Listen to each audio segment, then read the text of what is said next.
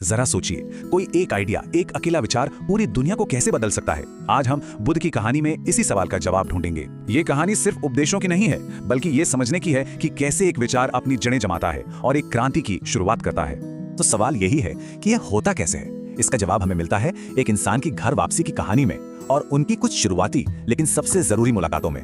तो चलिए कहानी में चलते हैं। हमारे नायक हैं सिद्धार्थ गौतम। ज्ञान मिलने के बाद वो पूरी तरह से बदल चुके थे। वो दुबले पतले परेशान हाल तपस्वी नहीं रहे जो जवाबों की तलाश में थे, बल्कि अब वो एक शांत तेजस्वी ज्ञानी थे जिनके पास दुनिया को देने के लिए एक नया नजरिया था। और उनके 5 पुराने साथी इस बदलाव को देखने वाले थे और सच कहूं तो वो हैरान होने वाले थे। अब कल्पना कीजिए सारनाथ के उस माहौल की। बुद्ध के वो 5 पुराने साथी उन्हें दूर से आता हुआ देखते हैं। उन्हें लगता है कि सिद्धार्थ ने उनका तपस्या का रास्ता छोड़कर गलती की है और वो मिलकर एक फैसला करते हैं कि उन्हें पूरी तरह से नजरअंदाज करेंगे। उन्होंने पक्का इरादा कर लिया कि ना तो हम उठकर मिलेंगे, ना पानी के लिए पूछेंगे, ना ही कोई इज्जत देंगे। मतलब माहौल में एक अजीब सा तनाव था, एक अनकही नाराजगी। लेकिन जैसे जैसे बुद्ध करीब आते गए, कुछ ऐसा हुआ जिसकी उन्होंने कल्पना भी नहीं की थी। उनके चेहरे पर जो शांति थी, जो तेज था, उसने उन 5 को जैसे अपनी जगह पर ही जमा दिया। और फिर जो हुआ वो सच में कमाल था। किसी ने एक शब्द नहीं कहा, लेकिन अपने आप एक एक करके सब उनकी सेवा में लग गए। किसी ने उनका भिक्षा पात्र उठाया, किसी ने उनके पैर धोने के लिए पानी लाया, किसी ने बैठने के लिए आसन बिछा दिया। वो जो कसम खाई थी ना, सब भूल गए। अब उनकी नाराजगी जा चुकी थी और मन में सिर्फ जिज्ञासा थी। उन्होंने बुद्ध से पूछा, आपने ऐसा क्या पा लिया है? और बस यहीं से शुरुआत होती है इतिहास के सबसे महत्वपूर्ण उपदेशों में से एक की।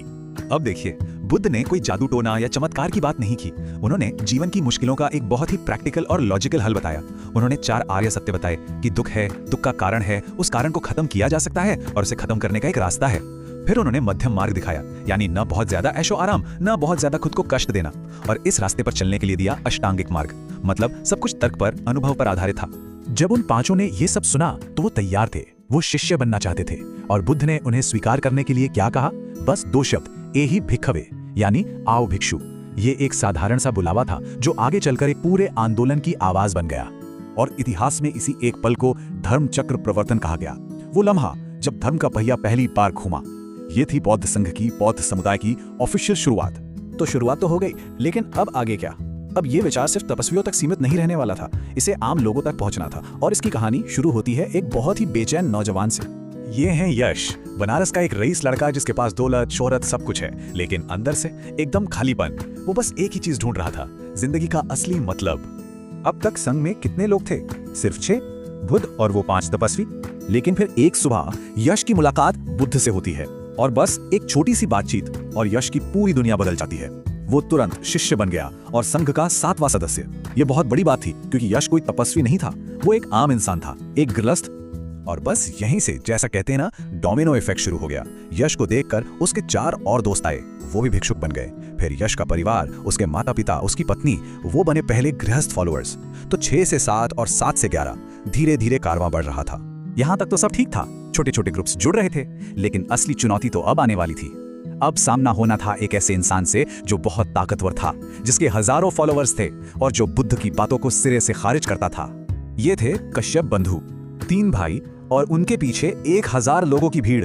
और जो सबसे बड़े भाई थे, उरुवेल कश्यप, वो तो बुद्ध के सबसे बड़े आलोचक थे। वो बुद्ध को अज्ञानी कहते थे और उनका मजाक उड़ाते थे। तो मुकाबला बहुत बड़ा था। अब देखिए बुद्ध ने क्या किया।